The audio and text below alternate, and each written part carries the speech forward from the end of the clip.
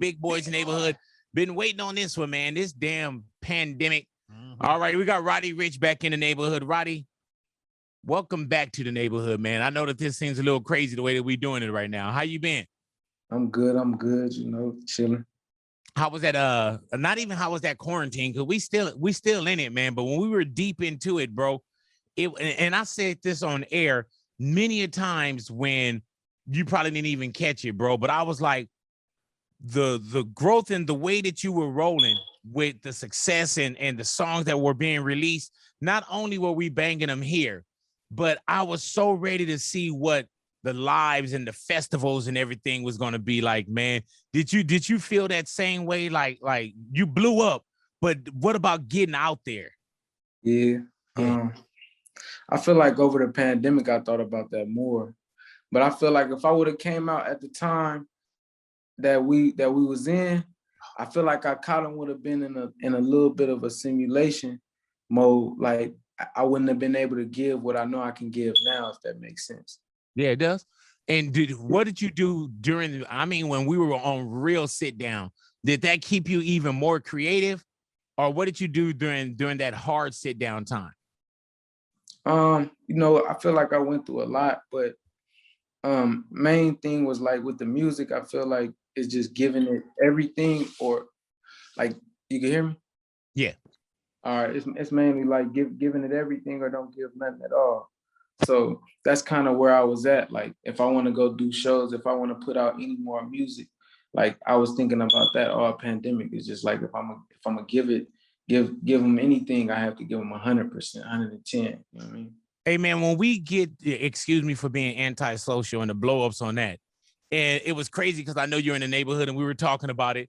Does being so-called antisocial, does that help you during the pandemic? Were you able to find like a little solace in that? Like, man, I don't want to kind of, I don't want to be out talking to Big Boy anyway.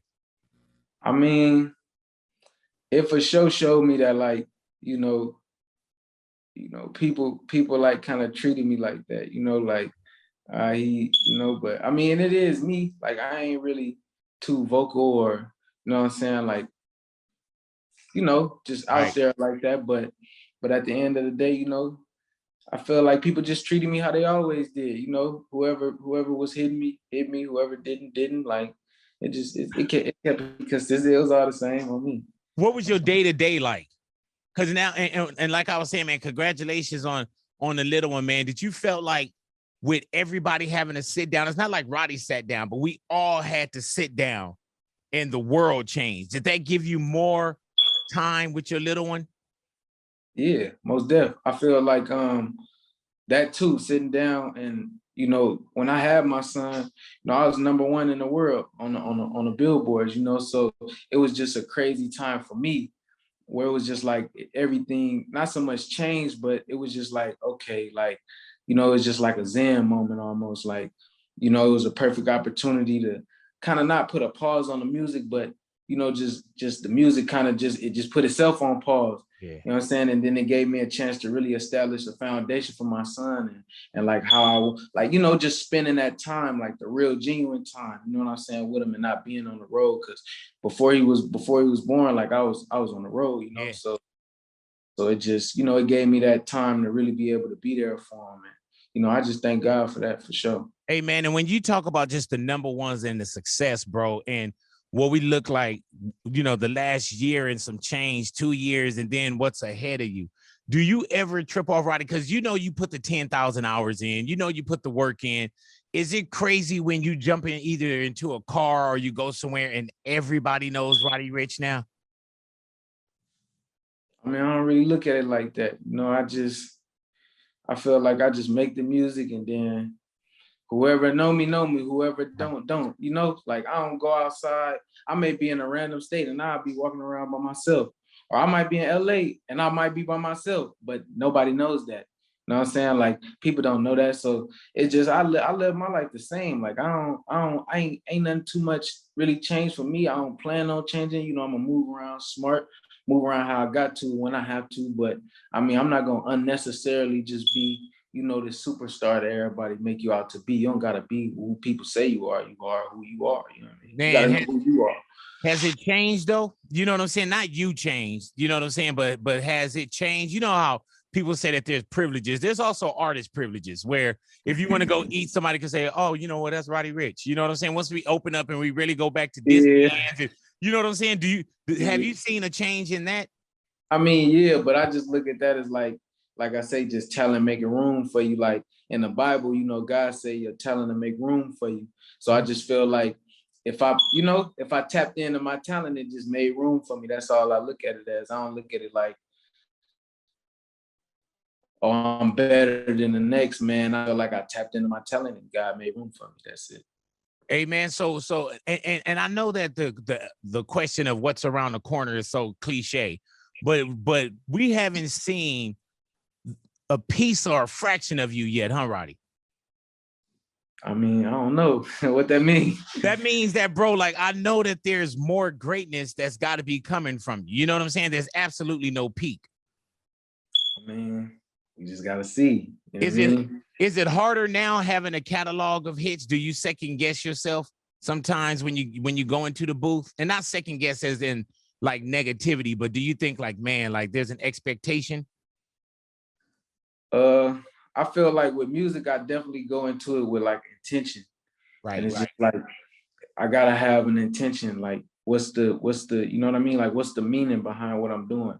If I don't have no meaning, then I can't do it. So it's just more so tapping into that. Like, just whatever I'm doing, I'm making sure that it is what it is. It ain't necessarily second guessing it. Some people look at it as second guessing it because they second guessing themselves. You feel me? But I just look at it as having multiple choices and figuring it out, you know, organizing your thoughts, organizing what you feel like you want to, you know, like put on the canvas, and then when it's time, then you display.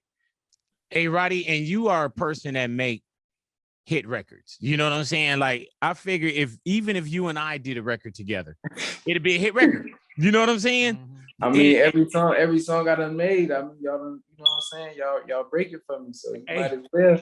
Look. And I'm gonna tell you, homie, it make our jobs easier because in radio you play the hit record. People probably think, oh, it's phone taps. It's a combination of what we put between those records. But we gotta have those hit records. And so when we know that you bringing out something, you making my job easier because now I don't have to be as creative for the next 3.5 minutes. You know what I'm saying? All I got to do is play, for real, all I got to do is play a Roddy Ricch record with so many collabs and so many great records of your own. How difficult is it to tell someone no? I'm not going to ask who you had to, but everybody got to be like, man, we need to work together now. Man, I feel like it don't be a no, but it just be, I feel like people don't understand timing. Like, just because I make music, nigga, and I'm doing what I'm doing, that don't mean that I gotta make music with everybody at that time. Right. You get what I'm saying? Like, if I got mad, let's just say a Drake, for instance, and this is somebody that, you know what I'm saying, like, he a good guy, you know what I'm saying? Always make good music, always stayed in a good light, always had good relationships with people. So it's just like, if I you know, I do music with certain people, and it's just like, I mean, the music may not come out, but it's timing. You know what I'm saying? Like, it might not be the day we made it and we put it out, or like, you know what I'm saying? It just take time sometimes. Sometimes it don't be that. Like Ballin', you know, that's a song me and Mustard put out. I don't know how many, you know what I'm saying, certifications it is, but I made that song 2 years before, or like a year and a half before it ever came out.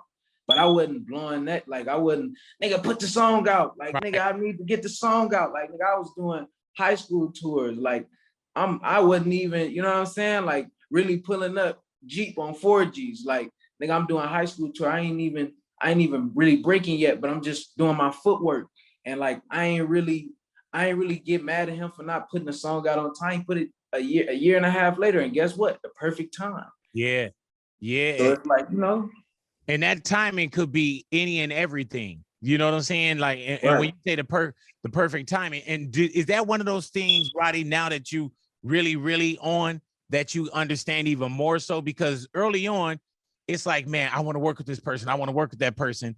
And then now that you're that person, do you understand now, like, oh, okay, maybe I was pushing up a little bit too much. Maybe those Hell collaborations. Yeah.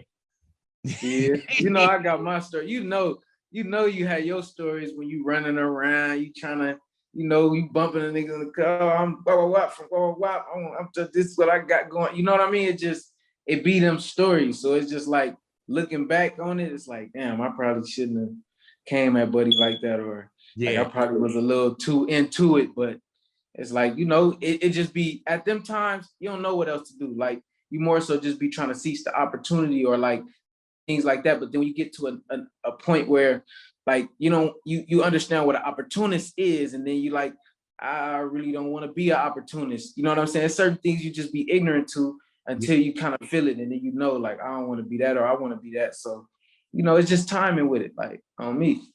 And you ran into Kendrick at church one day and you went up and you spoke to him. Yeah. Now, what was that conversation about?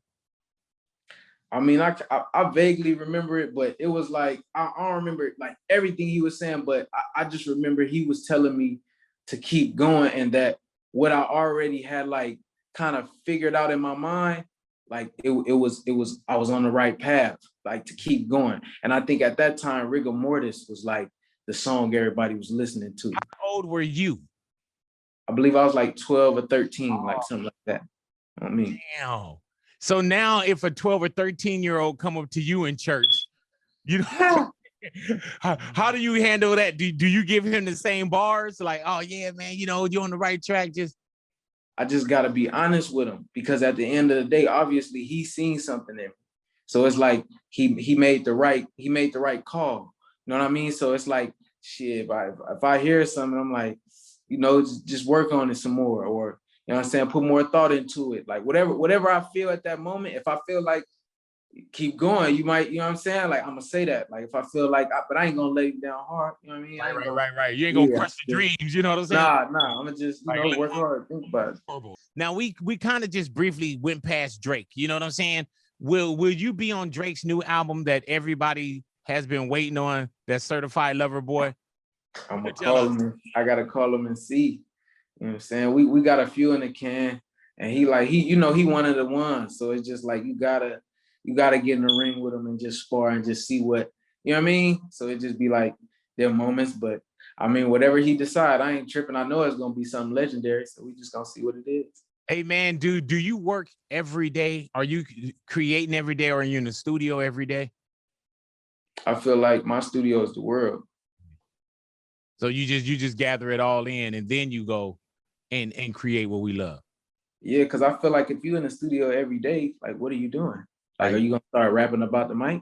Yeah, just being in there to be in there. You know, every day. You just be rapping about the couch in there, or rapping about, like, if you're in a room every day, you're not doing anything. If you think about it, you know what I'm saying? If you seclude yourself in a room every day, what are you talking about?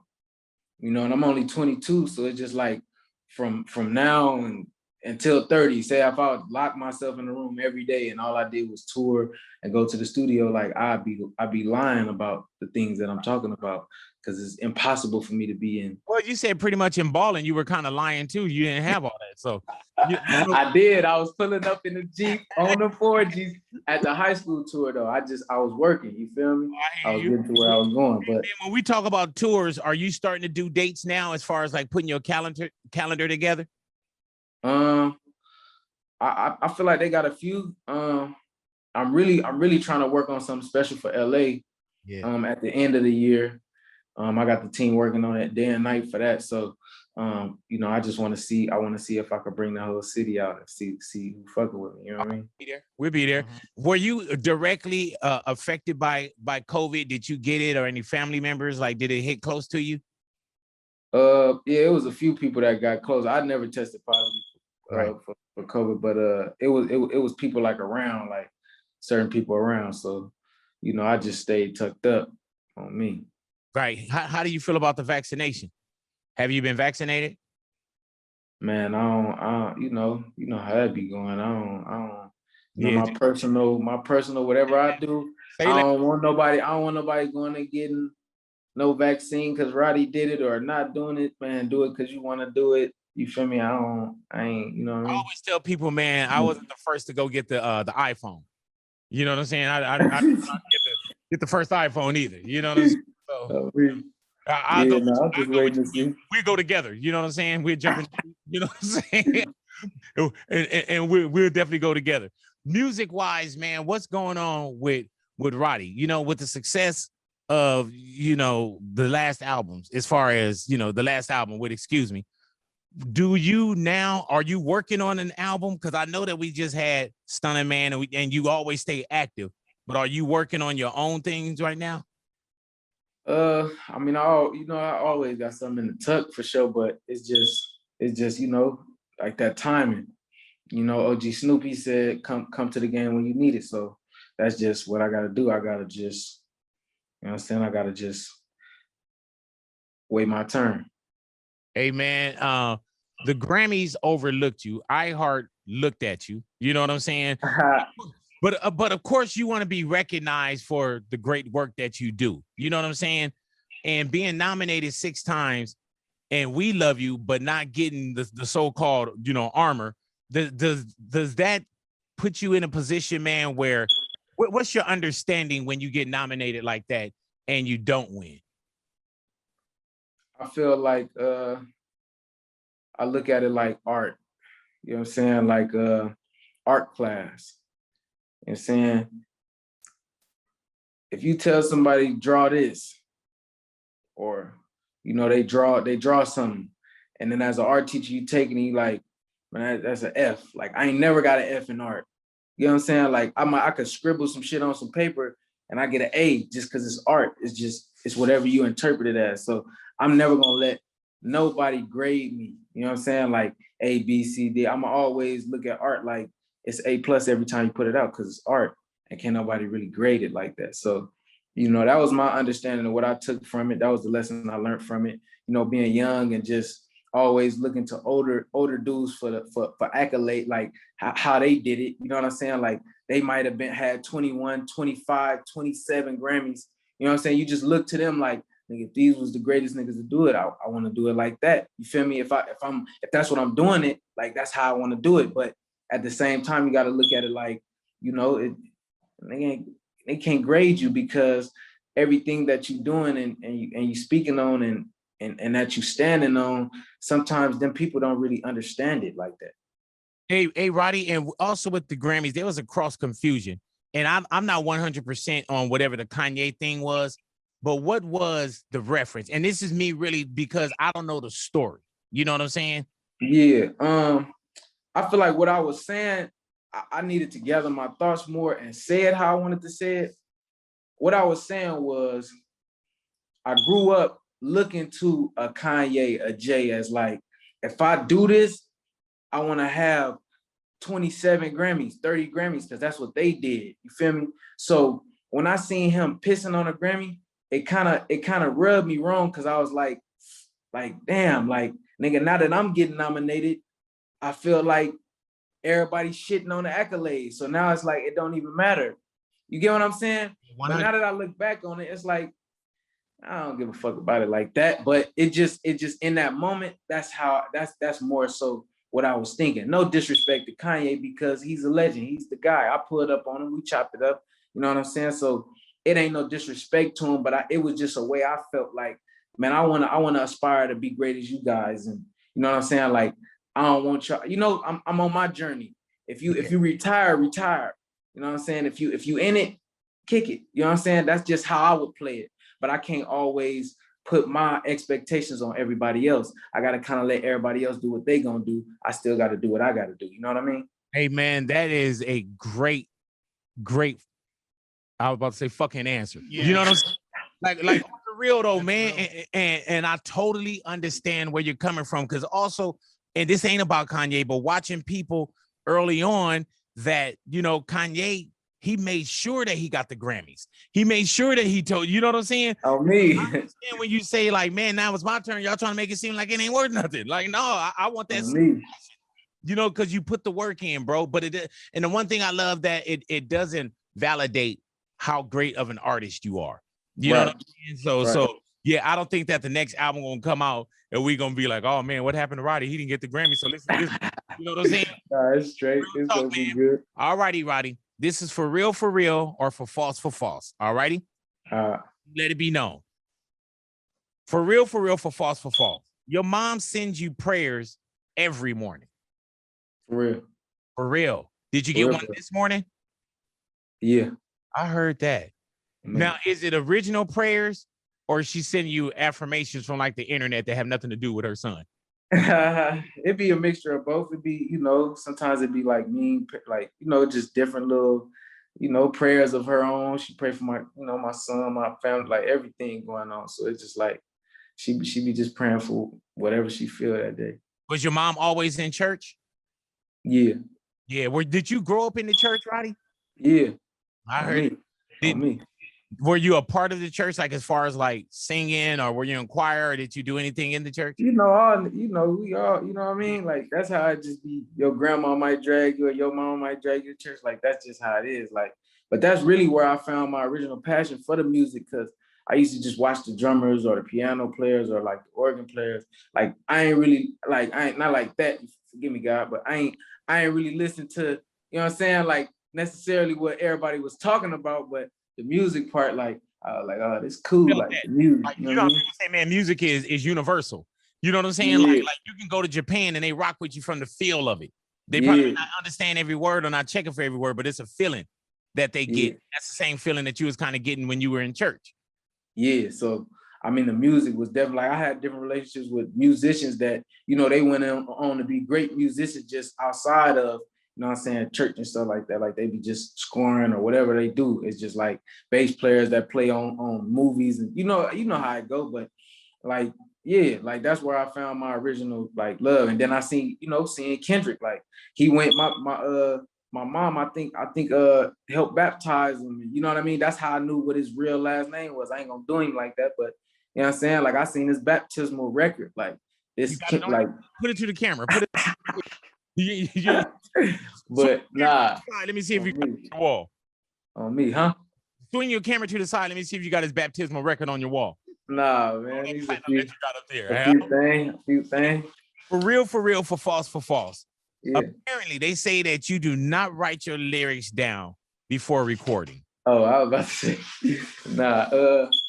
That's for real. I was gonna say you don't write your lyrics. You was already looking. I was about to trip on you, big. I'm like, nigga, that's for false. Oh, me.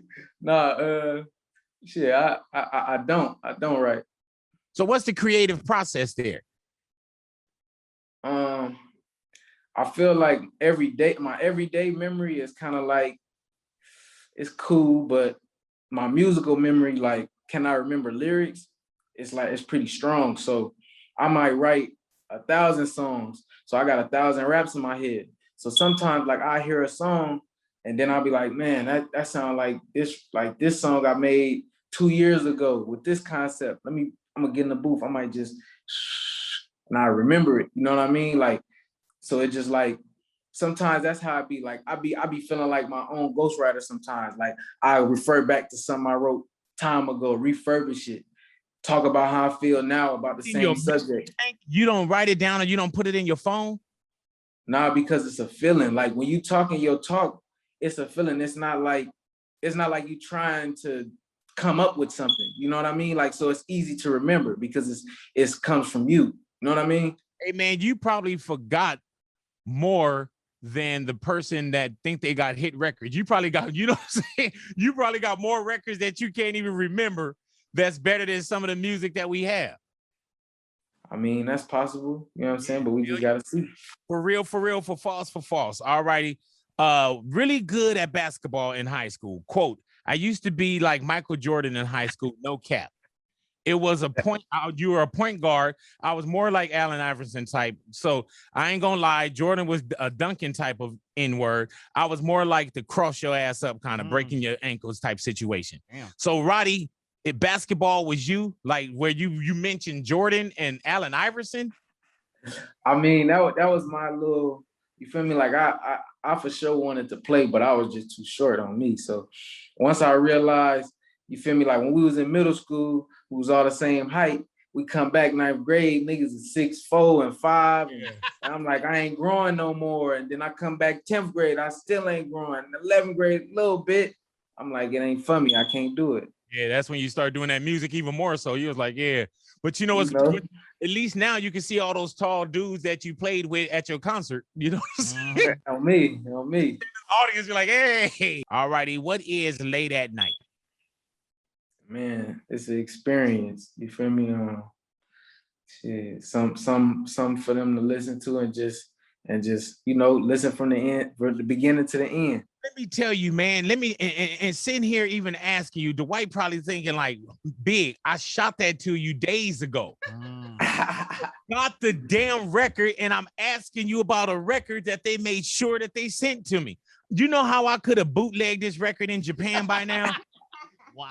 You know how many countries we could have been live in, like really going if I would have, man, and it was a crazy time for me. Now I'm really sitting here and can do me a favor. Can you hold back on the release and just let me put it out first? Man, you crazy, man. You crazy, man. We gonna do it at the same time. Give me 2 days. We gonna do it at the same time. I know it's Friday. Can you put it out on Sunday or early Monday? You crazy, man. Let me get the legs on it. Damn, you know what, bro? I got it. You always do this to me, nigga. You did just the last time with your watches, man. Hey, man, but no, they sent it to me, and I'm really sitting here asking you, like, what is it when I got it? And I know I should have known what it was. You know what I'm saying? And I can sit up here and floss you like, oh man, I heard it. You got one, Roddy. Because that wouldn't be a lie, because I know when you wouldn't present it to us. So let me ask you from the point of not really listening to it, man. Is it Roddy? Is it you solo? Is somebody on it with you? Like, I should have did my shit. I mean, it's gonna be an experience. You feel me? And I'm doing it with the greatest. Everybody that's involved in this is for sure like some of the greatest people I done collaborated with, just on all sides. Production, got Mustard. Got some special guests in the video. Wait, so hold on. Is Late at Night, that's a single, right? Or is that what's happening with Late at Night? We just putting it out. You know what I mean? Yeah, you just said something right now. Yeah, man. Hold on for a second. Give me 45 minutes. I'm gonna check my email real quick. Then we're gonna pick up. Mumble a song to yourself, and then we'll come right back. Yeah, crazy. So lady, so as much as you can give me, what is Late at Night? Single, title of an album? Because you start naming other stuff, man. Mm-hmm. Late at Night is an experience. It's gonna be a lot. It's gonna be a lot of new things that people didn't expect me to do with this Late at Night. It might be other business ventures. It might be, other things. Just Late at Night is just, it's an experience. You feel me? Like it's more than just a song. So I just gotta kind of give it to you like that. Hey, Roddy, do you sleep well, or are you up late at night creating? Can you lay down? Yeah. Now my sleep schedule a little crazy. I really be just, whenever I find a pillow, I'm sleeping. Man, bed, whatever. What's one of the first things you want to do aside from music? You know what I'm saying? We had this year of kind of sitting down. Is there anything that you want to go do, like once the world completely opens up? I mean, shit. Being in the pandemic in the beginning, I kind of went crazy. I was traveling. I went Cabo. I went Turks. We snowboarded. I got a snowboard, right? During the pandemic, you were doing those things? Yeah, I went like the first couple of months. I was just going crazy. Yeah, you was grabbing those $14 tickets. They remember? Man, yeah, exactly. Man, they trying to get it all back now, boy. Nah, you know how it is, how we got to fly, because I was really protecting everybody I was with from COVID. So that's how we had to do that. But it was just, we for sure was feeling it. And then when I came back to the house, I'm like, all right, I gotta chill. I gotta chill, some other stuff. So I've been sitting down having different meetings, trying to just figure out different activations around the music, outside of the music, quiet money, loud money. You know what I'm saying? All money ain't good money, but we still got all money in, if that makes sense. You know what I mean? Yes, sir. And speaking about just kind of like all money in, man, I know that there had to be with you and Nip, there had to be lessons that you learned from Nip that you probably still use to this day. Is there anything, just either a conversation or just observing Nip, that you learned and you still use to this day? Just reflecting on time and time, like after what, like everything that ended up happening. I feel like a valuable lesson I even learned from, you know, the entire situation was just like, I feel like bro was here, like, if you're not from LA, you don't really understand. You know what I mean? Like, I'm gonna tell you a story about how this all happened, right? You know, Nip is key for like bro, you know what I mean? So like he put Keith on and then Keith put me on. You know what I'm saying? Like, so just being around his greatness and the aura and everything, it was straight, but I feel like he left like something with me that stuck like after the thing. Like, I got the chance to actually win my only Grammy with him. Not putting no weight on the actual accolade, but just the accomplishment, and for it to be with him and for the song to have dropped the Grammys the year prior to it, and just the way we all went about it. Like before I even was, you know what I'm saying, on a different type of platform, I actually was running around and I had called one of Nipsey little homies and I'm like, man, I got 10 for Nip. Like, if he just want to get on a song for me, like I got 10 for him. You know what I mean? So that never went through. Like it never could happen that way. And just for everything that happened the way it did, it showed me that, like, you know, Jesus Christ died at 33. He passed away at 33. And just how I look at that whole situation is like, man, he really left like a motive to always keep going in it and staying true to you in it. Like, that's like what I took from it, because everything that happened, how it happened, it just seemed like it was already written. You know what I mean? Like it like if I explained it to somebody, they probably wouldn't even believe me. You get what I'm saying? Like it's like a script, like almost like.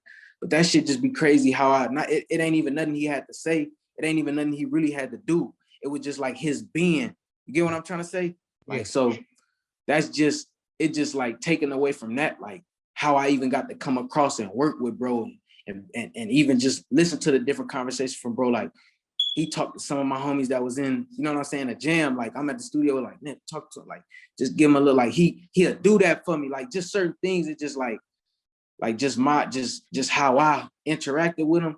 It'll never be another him. It'll never be another a repetition of what I've accomplished with that man or what he's putting. People don't even know that him and Robin Hood is the reason why I even went on tour with Post Malone in the first place. You get what I'm saying? Like, people don't know that. People don't know that story of how I ain't never do a US tour in the US, but I end up doing a tour outside the US. My first date was in Dublin.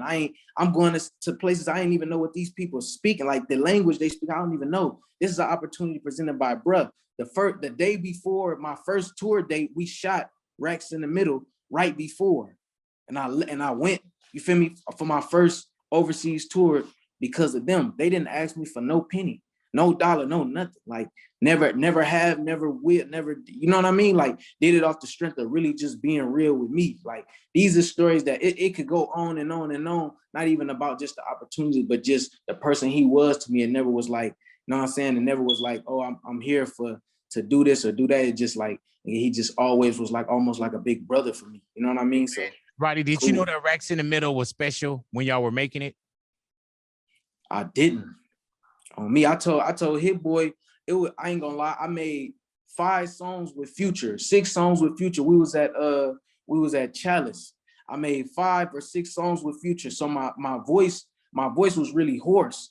You feel me? So I went to Hit Boy because he across the way. So I went to Hit Boy studio and I'm doing a song, but the reason why I even did the was because my voice was so hoarse that I couldn't even, you feel me? Like I was trying to do a hook, but I couldn't get no words. So I'm just like, like I'm just doing that, you feel me? And then I end up doing a verse on it, but it was like whatever. So like I ain't even remember that. Like I did that song, I got up out of there. Like that was me and it hit first song we ever even recorded together. You feel me? Like, so then I like months passed, whatever. Like I go to the bowling alley and I'm with Bird, Kiefer, we all over there just kicking it. Nip or J-Rock had ended up calling Bird.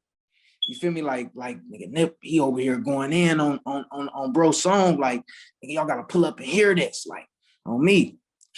We pull up over there, fuck the bowling, nigga. We pull up, nigga. On me, like, nigga, cause we been wanting a song with Nip forever. You feel me? Like, nigga, this just something for the city. Like, nigga, we wanna do. Like, so he writing a song and bro just telling me about how he trying to do a third verse. Like, nigga, this is how I'm feeling, but it wasn't done yet. Like, nigga, he really feeling it. Like, what he talking, like, nigga, he feeling it. Like, nigga, he sipping, you know what I mean? Like, he really having that compassion of what he talking about. If you go back and listen to what he was talking about, it was a real story, like a real situation.